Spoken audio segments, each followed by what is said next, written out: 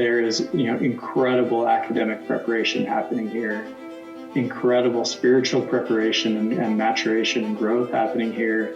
My success stories have really just been one after another. They're successful to me because I love to see people's lives change. It was a remarkable experience.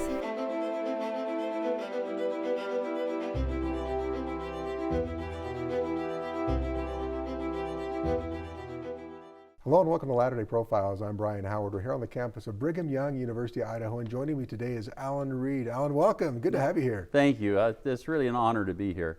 Well, Alan is one of the owners of Reed's Dairy that's located in Idaho Falls, but has locations around southeast Idaho. And if anybody has ever driven through and not stopped at Reed's Dairy to get some ice cream, you're missing out because famous for the ice cream, but also a lot of other milk products. Of course, it's a dairy, but has all the products, cheese and milk and all those other things that go along with that. So I want to hear a little bit about your story. This is a family-owned business, which I always enjoy. It seems like the family-owned businesses always take a little extra special care. So your next generation, though, how did this get started? Well, originally, my dad and his two brothers started it. When my dad and the one brother, my one uncle, went into the Navy, then the brother that was left home, he decided that they had a hog project. They raised hogs, and so he decided that he wanted to sell those and buy some milk cows. And so he did that, and when Dad and Dave arrived back from the Navy, they had about 15 milk cows they were milking, and decided to expand on that along with the farming operation that they had going on. And so they started milking cows and immediately started selling it to the public.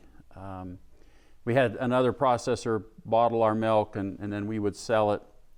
And then in 62, we put in our own processing equipment, started processing our own milk from there forward, and it's just grown from there. So you do the whole process. You raise the cows, milk the cows, send the milk to get processed, and make it into all the different things. That's a lot of undertaking. Well, yeah, we have about 6 different businesses all under one roof right there. So we've got our dairy farm operation, and we have our milking parlor where we milk the cows, and it just, you walk through a door and the pipe goes into the plant where it goes into the milk tanks, and then we take the milk there and process it, and we do all the varieties of bottled milk, 1%, 2% whole, and so forth. You know, our chocolate milk, and of course, now during the season we're doing eggnog and chocolate nog, but and then we also make cheddar cheese as well as the ice cream, and it's all encompassed there under one big roof. So it literally, like this morning, we were milking the cows. It was going into the tank and flowing right into the processing plant, and they were bottling milk that was about 5 minutes out of the cow. They're talking really fresh. It is fresh. You get fresh. Well, if somebody hasn't worked with cows, I grew up in a small farm. We had like a couple cows. We milked them by hand, and it wasn't always a pleasant experience. One thing about cows is they don't take vacations. They've got to be milked, and that was both That was a blessing and a curse, right? And I suppose it is always need to be taken care of. What's that like, that constant responsibility? Because somebody has to be there. You can't go on complete vacation and right. Take care of those things. Right. No, we've got a herdsman who's actually a partner in the business, and he manages that operation. And yeah, those guys work every day, and because the cows have to be fed, milked, taken care of all the time. What's that process like? I imagine you're not probably out as much, because I imagine that starts early in the morning and probably goes along all day with the many cows you have. But what's that process like? Well, we start feeding about 6:30 in the morning to feed the cows, all the milk cows, all the young stock. We raise all of our own replacement cows from calves that we have there on the farm. So once a calf is born on our place, it's a Reed's Dairy cow forever. And we raise it up and put it in the milking herd. But we feed the cows, feed all the animals around 6:30. We start milking around 5 in the afternoon and 5 in the morning. So those are our 2 milk times, and it takes us about 6-7 hours to milk the cows. Wow, it's a long process, and that's a lot of milk. How much milk do you produce in any given day? Well, right now we're getting about 1,600 gallons a day. That's milking the cows twice a day. Wow. And that changed a little bit over, right? Summertime, wintertime, alters a little bit, depends on how happy the cows are. Well, that's true. The cows really do not do not like flies and hot weather. So August is not a good month for them. So our milk production, we see it come down a little bit then. They're actually pretty content with this type, colder temperatures. But the heat is more difficult on them than the cold. But their production kind of comes up and down a little bit depending on the time of year. But they're for the most part, they're pretty consistent. You said this is a family-owned business. You grew up around it. Was it something that you thought you wanted to be part of because it was a family, or was it something that you just kind of evolved as you grew up and decided it was going to be something you were going to do? I was raised on the farming side of the business. So we had acres that we farmed. We raised potatoes, grain, and hay, and then we also had then the dairy side. And most of my time was spent farming. I really enjoyed the farming side. That's what my dad was focused on. And so when I went on my mission and came home, I wound up here at Rick's College and took accounting classes, and then went back and farmed when I wasn't going to school. And finally Dad said, we really need somebody to run the corporate books and help with the finances at the dairy and some things at the dairy, so maybe you could do that during the winter time. So because of my accounting experience, I did that, and then they wanted me to stay at the dairy to help manage the operations at the dairy, and I wasn't overly happy with that, but I really enjoyed associating with the customers. I was fascinated with the food science end of it, and so I stayed. And anyway, as things got divided up, as the brothers wanted to start retiring, then I hitched my wagon permanently to the dairy financially and other ways, and we've grown it from there. That's sometimes kind of a scary proposition, because you're going to business for yourself, even though it's been family owned, and now it's all on you, right? You're not like going to be employed for someone else. Was that an easy decision, or was that something that you thought a lot about as, hey, we're going into business, I'm buying into this, do I really want to do this? Well, I was enjoying it, and to me it was an opportunity that I could see some real benefit for me personally. I mean, I always wanted to work for myself, because I knew that would give me time, and it has, to coach my kids' ball teams, baseball, softball, basketball, do those kind of things. You don't get many vacations, but you have these opportunities to spend this great time with your children. Yeah. And so that was a real blessing to that, and I wanted to have that part of it. Like I say, and I really like the food science and the marketing side of it, and so it just was one of those natural things that I just moved into. Yeah, as I understand, part of the food science, you got into the ice cream business, and you were actually the one who went and got educated on how to make ice cream. What was that experience like, learning the technical side of ice cream? Well, it was really interesting. So I went to North Carolina State and took their food science class to learn how to manufacture ice cream, run the formulas, all the science behind it. I did the same thing with when we wanted to make cheese a few years later, and attended some classes up at University of Idaho, Washington State University, and learned that science of it. And like I say, the food science part of it has really been interesting, what happens with different ingredients and how you can make different things happen within the processing of those dairy products. So I'm wondering, as you are making your recipe for your ice cream, you probably had to do a lot of experimentation. What was that process like? Did you do a lot of taste testing? We did. When we first started, when I arrived back after attending the food science class, of course we started working on our formulation for our ice cream, and we dumped a lot of mix. We'd come up with a formula and process it and freeze it, and it just wasn't where we wanted to do. And we put a lot of product down the drain, because I didn't want to sell something until it was what we really wanted, and that high quality product. And it took us about 6 months to really come up with a formula that we wanted, and then we started packaging it. And I wanted to make sure that every run that come out of our ice cream batch freezer was the quality we wanted. And so I was having the guys, they'd save me about a little 4-ounce cup out of every run, and then in the mornings I'd taste them after they'd been hardened and make sure they're up to speed. Well, that went on for about 3 months, and I realized I couldn't eat that much ice cream every day. My pants were getting a little tight, so that ended. But we come up with a different quality control program. Well, it was a tasty quality control program. Oh, it was for a while. wonderful assignment. Yeah. A delicious breakfast every day. Ice cream has really become one of the things you're really known for, and people come far and wide around. And you have is it 4 retail stores now that you sell the ice cream through? We do. We have 2 there in Idaho Falls. Actually, 1 in Idaho Falls, 1 in Ammon, and then we have 2 over in the Boise Valley. Those stores have been really good, and we also sell to lots of other dipping stores in the area that serve our ice cream. What's been the feedback? What's been your favorite feedback as you see customers coming in, get the scoops, get their cups full of ice cream? I'm sure that's an enjoyable experience for you. What's the feedback you get? Well, it's wonderful to have an ice cream store because people come in happy. We don't have too much complaints going on. They're usually happy when they come in there. It's fun to see them when they taste the ice cream and their response is, wow, I just haven't tasted ice cream like this at all any time. This is so good. And it's fun to have that feedback. People really like the flavor of our ice cream, and mostly because we use cream, milk, and sugar. We make a really high quality product, and we make sure it stays that way. It's more expensive to make, but it really is a great product. That's good. I was reading some background about your company, and when it first started, back with the uncles and your dad, then as simple as getting the milk, sticking it in the fridge, and people sticking, quarters or whatever it was in a shoebox, right?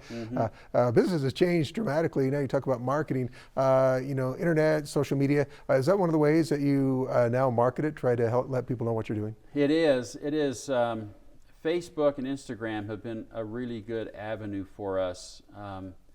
Facebook in particularly, we're learning more about the presence on Facebook. And when I first started there, we would I type out a thing and post it on there. And then I went into the videos and doing short videos. That has had a really great response as far as conversion from people into customers through Facebook.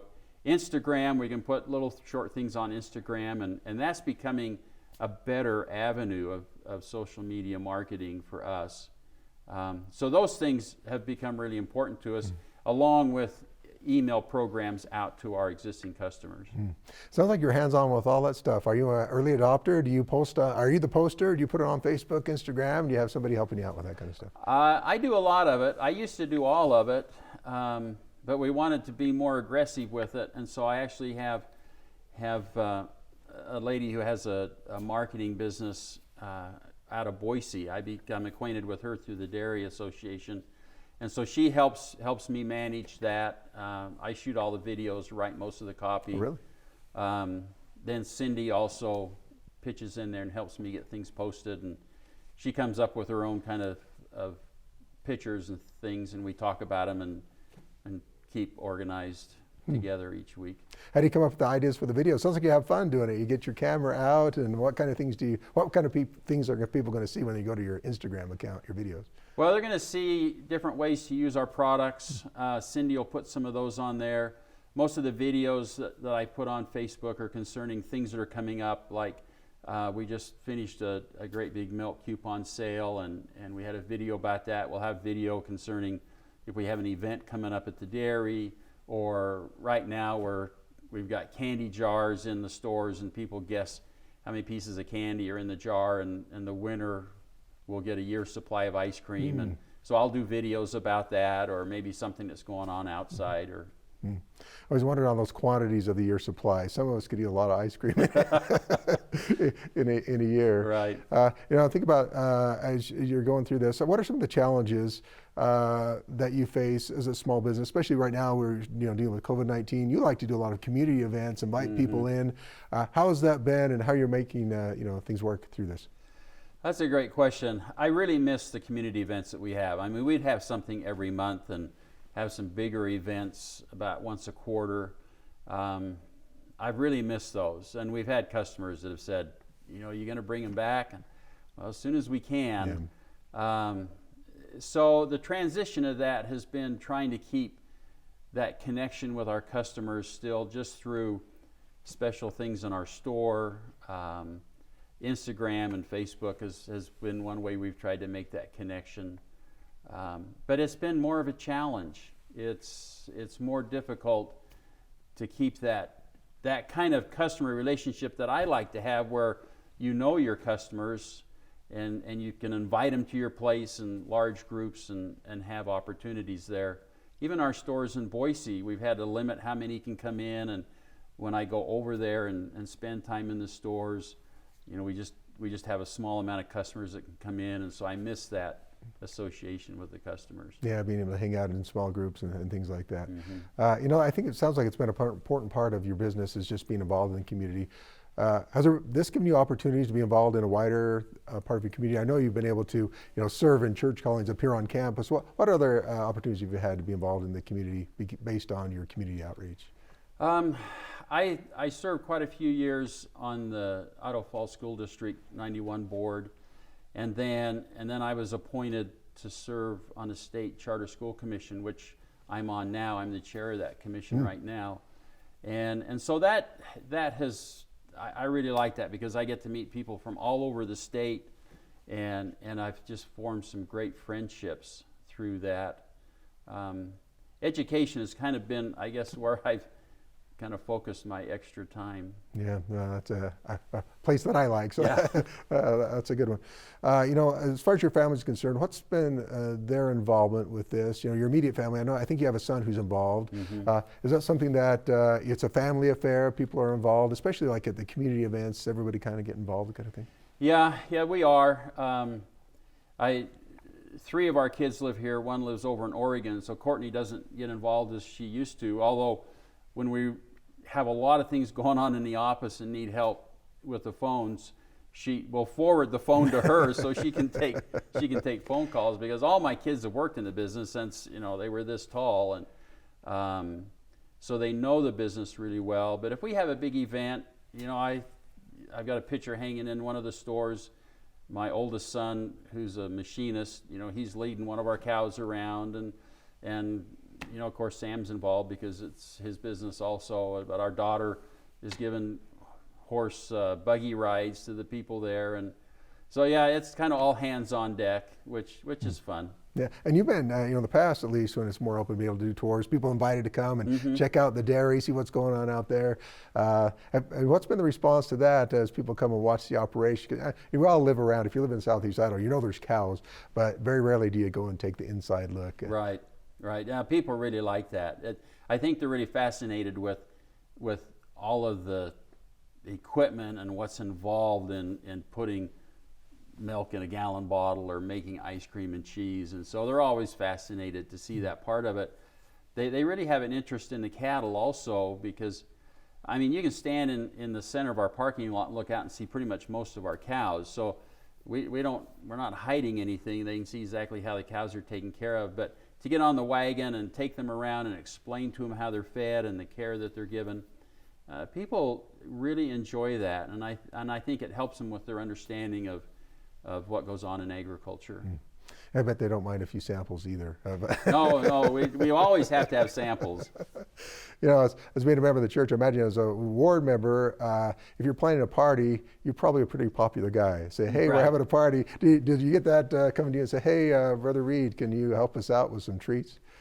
Well, serving as a stake president up here and a bishop and in a stake presidency, we served a lot of ice cream in my stake. So that was a fun thing. But we have a lot of people that call us, and we do a lot of catering. If they're going to have a party and they want to have ice cream, we seem to be someone that they always get a hold of. Yeah, the go-to guys. What has that been an experience like? As we were talking before, you've served on campus here at BYU Idaho in a number of capacities, bishop, stake presidency, counselor, for, gosh, we're talking probably 10 or 15 years now. What's that experience been like for you? It's been the greatest blessing. It's really it really touches me, because the students up here are the greatest members of the church that you'll ever find. They've sacrificed, a lot of them have sacrificed everything to be a member of the church, to come here, and others that make great leaders. it has built my testimony and understanding of the importance of the gospel in ways that could never have been before. We just love these kids up here. I call them kids because they're all my kids. So I just have a great, deep, respectful love for the students up here. You know, you talk about your testimony increasing. I'm just thinking back before Thanksgiving, then President Nelson asked us to all be grateful to kind of help us to overcome some of the things we're going through. And I'm just thinking for you and your family, you know, what is it that you're most grateful for, and especially in the context of the gospel? Because I think a lot of times we separate business and our religious lives, but they're all tied in together, right? And it all moves forward together. What about you? What you're grateful for?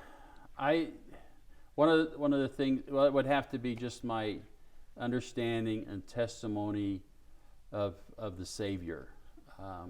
That has really grown here as I've served on campus, because I've had to understand better the atonement and how it affects us as I've counseled with students that have come in. The greatest treasure that I have is my relationship with the Savior.